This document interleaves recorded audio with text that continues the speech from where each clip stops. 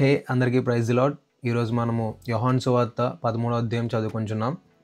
యోహాను సువార్త 13వ అధ్యాయంలో యేసుక్రీస్తు ప్రభువారు ఈ లోకము నుండి తన తండ్రి యొద్దకు వెళ్ళవలసిన సమయం వచ్చిందని గ్రహించి తన శిష్యుల యొక్క పాదాలను కడుగుట మనం ఈ అధ్యాయంలో చూస్తాము. అట్లాగే యేసుక్రీస్తు ప్రభువారిని మోసం చేసిన వారిని యేసుక్రీస్తు ప్రభువు కనిపెట్టడం చూస్తాము. పాత నిబంధనలో మనకి దేవుడు 10 ఆజ్ఞలను మనకి ఇచ్చి ఉన్నాడు. అట్లాగే ఈ యోహాను సువార్త రాసిన 13వ అధ్యాయంలో మనకి దేవుడు ఒక కొత్త ఆజ్ఞను మనకి ఇస్తాడు. అదేంటంటే, నేను మిమ్మల్ని నేను మిమ్మల్ని ఎట్లయితే ప్రేమిస్తానో మీరును ఒకరినొకరు ప్రేమింపవాలని దేవుడు మనకి కొత్త ఆజ్ఞను మనకి తెలియజేస్తాడు. అట్లాగే పేతురు యేసుక్రీస్తు ప్రభువారిని వ్యతిరేకించడం యేసుక్రీస్తు ప్రభువారు ముందే గ్రహించి దాన్ని కనిపెట్టడం జరుగుతుంది. ఇవన్నీ మనము ఈ యోహాను రాసిన సువార్త 13వ అధ్యాయంలో చూస్తాము. మరి ఇప్పుడు మనం యోహాను రాసిన సువార్త 13వ అధ్యాయం చదువుకుంటున్నాం. సో మీ దగ్గర బైబిల్స్ ఉన్నట్లయితే బైబిల్స్ తీసి, మీ దగ్గర బైబిల్స్ లేనట్లయితే స్క్రీన్ మీద వస్తున్న వాక్యాన్ని చూసి నాతో చదవలసిందిగా నేను కోరుచున్నాను. తాను చదవలసిన గడియ వచ్చునని యేసు పస్కా పండుగకు ముందే ఎరిగిన వాడే లోకంలోనున్న తన వారిని ప్రేమించి వారిని అంతము వరకు ప్రేమించును. వారు భోజనం చేయుచుండగా ఆయనను అప్పగింపవలనని సీమోను కుమారుడగు ఇస్కరియోతు యూదా హృదయములో అపవాది ఇంతకు ముందు ఆలోచన పుట్టించుండెను గనుక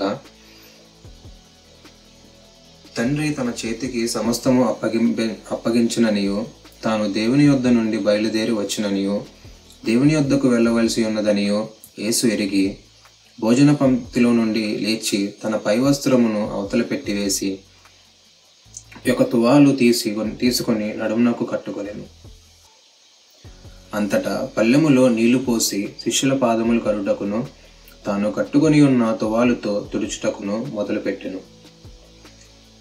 ఇట్లు చేయుచు ఆయన సీమోను పేతురు వద్దకు వచ్చినప్పుడు అతడు, ప్రభువా, నీవు నా పాదములు కడుగుదువా అని ఆయనతో అనెను. అందుకు యేసు, నేను చేయుచున్నది ఇప్పుడు నీకు తెలియదు గాని ఇక మీదట తెలుసుకుందు అని అతనితో చెప్పగా, పేతురు, నీవెన్నడూ నా పాదములు కడుగురాదని ఆయనతో అనెను. అందుకు యేసు, నేను నిన్ను కడుగని ఎడల నాలో నీకు పాలు లేదనెను. సీమోను పేతురు, ప్రభువా, నా పాదములు మాత్రమే గాక నా చేతులు నా తల కూడా కడుగుమని ఆయనతో చెప్పెను.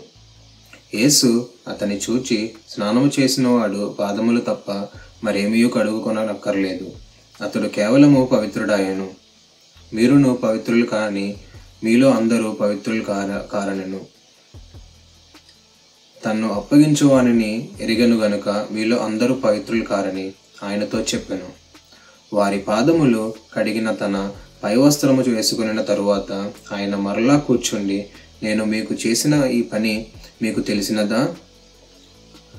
బోధకుడనియు ప్రభువనియు మీరు నన్ను పిలుచుచున్నారు. నేను బోధకుడను ప్రభువును గనుక మీరిట్లు పిలుచుట న్యాయమే. కాబట్టి ప్రభువును బోధకుడనైన నేను మీ పాదములు కడిగిన ఎడల మీరును ఒకరి పాదములు ఒకరు కడగవలసినదే. నేను మీకు చేసిన ప్రకారము మీరును చేయవలనని మీకు మాదిరిగా ఇలాగ చేసి తిని. దాసుడు తన యజమానుడి కంటే గొప్పవాడు కాడు, పంపబడిన వాడు తన్ను పంపిన వాని కంటే గొప్పవాడు కాడని మీతో నిశ్చయముగా చెప్పుచున్నాను. ఈ సంగతులు మీరు ఎరుగుదురు గనుక వీటిని చేసిన ఎడల మీరు ధన్యులగుదురు.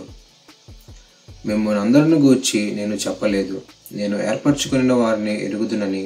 కానీ నాతో కూడా భోజనం చేయువాడు నాకు విరోధముగా తన మడమ ఎత్తెను అను లేఖనము నెరవేర్చుటకై ఇలాగు జరుగును.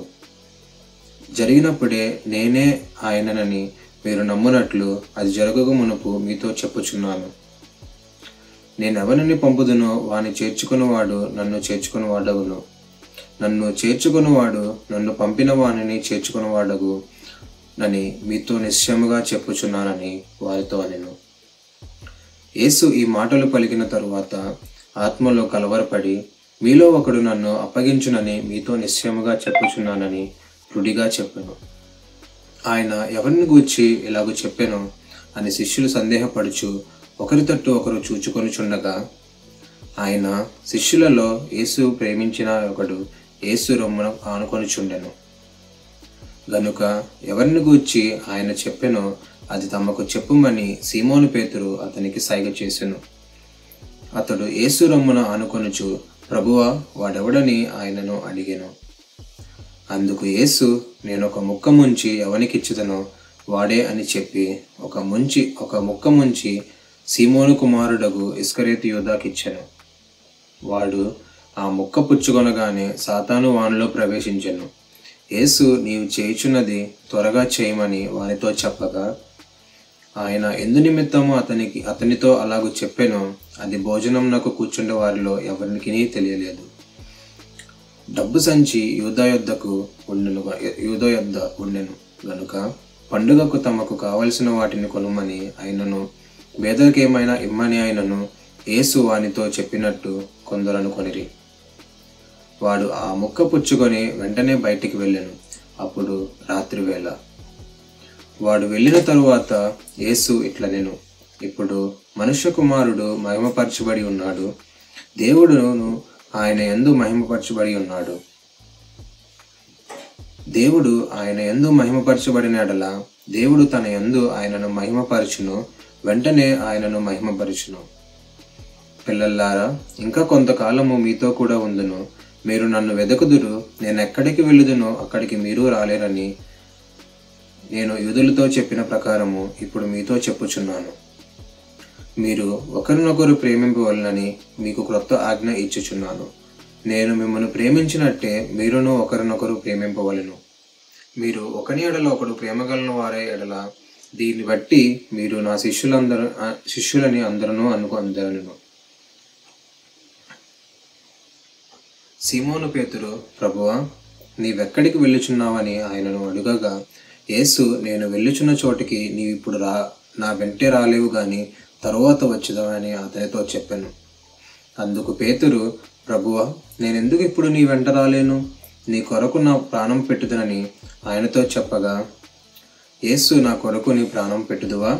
ఆయనను ఎరుగునని నీవు ముమ్మారు చెప్పకముందే కోడి కూయదని నీతో నిశ్చయముగా చెప్పుచున్నాను. దేవుడి పరిశుద్ధ వాక్యాన్ని దీవించి ఆశీర్వదించును గాక. ఆమేన్.